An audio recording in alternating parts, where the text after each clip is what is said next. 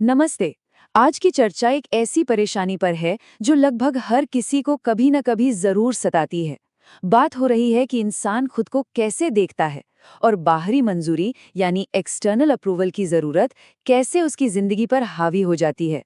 हम मशहूर लेखिका जेन सिंसेरो के बेहतरीन विचारों के जरिए उस डर को समझेंगे जो किसी को भी आगे बढ़ने से रोकता है, दूसरों के जजमेंट का डर।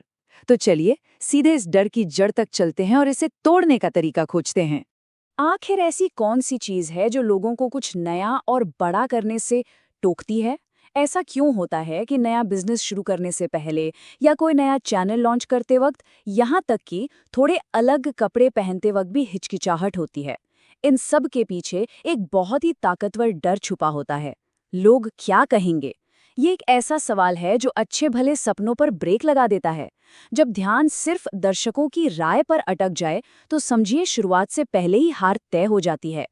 इस डर को और करीब से समझने के लिए जेन सिंसेरो की शानदार किताब यू आर अ बैडएस का चैप्टर 5 बिल्कुल सही दिशा दिखाता है। इस चैप्टर का नाम ही अपने आप में पूरी कहानी बयां कर देता है। सेल्फ परसेप्शन इज अ जू। ये चैप्टर बहुत ही खुले ढंग से बताता है कि कैसे किसी की अपनी पहचान और खुद को देखने का नजरिया दूसरों के विचारों का शिकार बन जाता है। एक बिल्कुल नया और शक्तिशाली नजरिया यहाँ से खुलकर सामने आता है। जेन सिंसेरो ने इस स्थिति को समझाने के लिए एक बहुत ही मजेदार मेटाफर चुना है। उनके मुताबिक लोग अपनी जिंदगी में ऐसे घूमते हैं जैसे खुद को मेले के टेढ़े मेढ़े आईनों में यानी फन हाउस मिरर्स में देख रहे हों। और सच्चाई ये है कि ये आईने कुछ और नहीं बल्कि आसपास के लोगों की रायें हैं। जरा सोचिए, जब कोई इंसान अपनी असली कीमत इन समाज के टेढ़े और सब्जेक्टिव आईनों में देखेगा तो उसका असली स्वरूप तो कभी सामने आएगा ही नहीं। जो आत्मसम्मान यानी सेल्फ वर्थ है वो पूरी तरह से बिगड़ जाता है। अब सवाल ये उठता है कि इन टेढ़े मेढ़े आईनों का दरवाज़ा आखिर खोलता कौन है? यहाँ एक बड़ा दिलचस्प कॉन्सेप्ट निकल कर आता है, द बिग स्नूज। ये टर्म सिंसेरो ने इंसान के ईगो यानी अहंकार के लिए इस्तेमाल किया है। ईगो का सबसे मुख्य काम बड़ा सीधा सा है, इंसान को बिल्कुल सुरक्षित रखना, आराम में रखना और ठीक उसी जगह पर रोक कर रखना जहां वो अभी है। और इसके लिए ईगो सबसे आसान हथियार कौन सा चुनता है? जजमेंट का डर। जब तक ये डर बरकरार रहता है, द बिग स्नूज किसी को अपने कंफर्ट जोन से बाहर निकलने ही नहीं देता। इसे एक और तरह से समझ सकते हैं, जब कोई इंसान सिर्फ दूसरों का अप्रूवल पाने के लिए काम करता है तो एक तरह से वो अपनी जिंदगी की गाड़ी का स्टीयरिंग व्हील सड़क किनारे खड़े अनजान लोगों के हाथ में थमा देता है। ये बिल्कुल वैसा ही हुआ ना, जैसे किसी ऐसे शख्स को गाड़ी चलाने दे दी जाए जिसे मंजिल का कोई अंदाजा नहीं और जिसका ध्यान सड़क पर है ही नहीं। दूसरों से वैलिडेशन की उम्मीद रखना अपनी जिंदगी का कंट्रोल एक ऐसी कमेटी को देने जैसा है जिसका उस सफर से कोई लेना देना नहीं है। ये एक बहुत बड़ा खतरा है। यहाँ दो बिल्कुल अलग मानसिकताओं के बीच का अंतर समझना बहुत जरूरी हो जाता है। एक तरफ है एक्सटर्नल वैलिडेशन। इसका सीधा सा मतलब है दूसरों को कंफर्टेबल महसूस कराने के चक्कर में अपने सपनों और लक्ष्यों को छोटा कर देना। ये पूरी तरह से ईगो पर टिकी होती है जो इंसान को बांध कर रखती है। और दूसरी तरफ है इंटरनल कन्विक्शन। ये इस बात का एहसास है कि दूसरे लोग किसी के बारे में जो राय बनाते हैं वो दरअसल उनकी अपनी सीमाओं, उनके अपने डर और उनके नजरिए का आईना होती है। इसका उस इंसान की कमियों से कोई वास्ता नहीं होता। ये एक ऐसी बैडएस सोच है जो सच्ची आज़ादी और ताकत देती है। तो अगर इस ईगो के जाल और बाहरी शोर से बाहर निकलना हो तो क्या किया जा सकता है? यहाँ 3 बहुत ही प्रैक्टिकल कदम सामने आते हैं। पहला, ट्रिगर्स को ट्रैक करना। दूसरा, अपने क्यों यानी अपनी वजह को एंकर करना। और तीसरा, वर्स्ट केस सिनारियो वाला गेम खेलना। इन तीनों स्टेप्स का मकसद दिमाग की नई प्रोग्रामिंग करना और उस बाहरी मंजूरी की भूख को हमेशा के लिए मिटा देना है। आइए इन पर एक एक करके नजर डालते हैं। पहला कदम बड़ा ही आसान सा एक छोटा टेस्ट है। अगले 48 घंटों तक अपने अप्रूवल ट्रिगर्स को ट्रैक करना।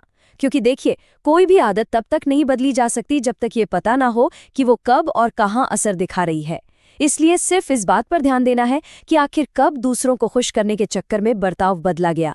क्या किसी ने सोशल मीडिया पोस्ट इसलिए डिलीट कर दिया क्योंकि उस पर लाइक्स कमाए थे, या किसी ने मीटिंग में कुछ बोलने से खुद को रोक लिया? यहाँ सबसे जरूरी नियम यह है, खुद को जज बिल्कुल नहीं करना है, सिर्फ ऑब्जर्व करना है। ये छोटी सी जानकारी ही ईगो की दीवार को गिराने का पहला हथौड़ा बनती है। दूसरा सबसे महत्वपूर्ण कदम है अपने वाई को पूरी मजबूती से एंकर करना। जब बाहरी मंजूरी की जरूरत को हटाया जाता है तो उस खाली जगह को किसी अटूट अंदरूनी विश्वास से भरना ही पड़ता है। कोई भी काम हो, चाहे वो बिजनेस शुरू करना हो, नया कंटेंट बनाना हो या कोई बड़ा एग्जाम क्लियर करना हो, उसका असली मकसद क्या है? उस कोर रीजन यानी उस मुख्य वजह को पहचानना और हमेशा याद रखना सबसे बड़ी ढाल बनता है।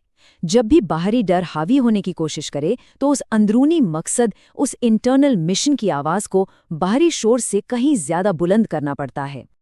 अब आते हैं तीसरे कदम पर, जो सबसे ज्यादा मजेदार और प्रैक्टिकल है, the worst case scenario game.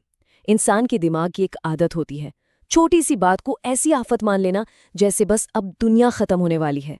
तो जब भी जजमेंट का डर लगे, खुद से सिर्फ एक सवाल पूछना है, सबसे बुरा नतीजा आखिर क्या ही हो जाएगा? एब्सोल्यूट वर्स्ट आउटकम क्या होगा? शायद कोई आंखें घुमाएगा या कोई बुरा कमेंट कर देगा, पर सच्ची बात तो यह है कि इससे किसी की जान तो नहीं चली जाएगी और ना ही बैंक अकाउंट खाली होगा। जब ये समझ आ जाता है कि सबसे बुरी स्थिति को भी बड़ी आसानी से बर्दाश्त किया जा सकता है, तो उस डर की आधी हवा वैसे ही निकल जाती है। इस पूरी चर्चा को जेन सिंसेरो एक बहुत ही शक्तिशाली लाइन में समेटती हैं। उन लोगों के साथ अपने आत्मसम्मान का सौदा करना बंद करें जिन्होंने वो मेहनत नहीं की है। ये अपने आप में एक बहुत बड़ा सबक है। किसी को भी अपने सपनों, अपनी पहचान या अपनी मेहनत की कीमत उन आलोचकों के सामने कम नहीं करनी चाहिए जिन्होंने उस मैदान में उतरकर कभी पसीना ही नहीं बहाया। ये विचार अंदर की ताकत जगाने और अपने सेल्फ वर्थ को सुरक्षित रखने की एक बेहतरीन याद दिलानी है। आखिर में एक बड़ा ही गहरा सवाल सामने आता है जिस पर फुर्सत में गौर करना बनता है। ऐसी कौन सी एक चीज है जिसे लोग आज सिर्फ इसलिए नहीं कर रहे हैं क्योंकि उन्हें दूसरों के जजमेंट का डर सताता है? सच तो ये है कि जब तक लोग इस बाहरी वैलिडेशन की दीवार के पीछे छुपे रहेंगे, वो अपनी असली क्षमता और अपने सच्चे शौक को दबाते रहेंगे। आज की इस प्रस्तुति से सबसे बड़ा निष्कर्ष यही निकलता है कि बाहरी मंजूरी की जंजीरों को तोड़ना ही किसी भी शानदार सफर का पहला कदम है। आज के इस विश्लेषण को हम यहीं विराम दें।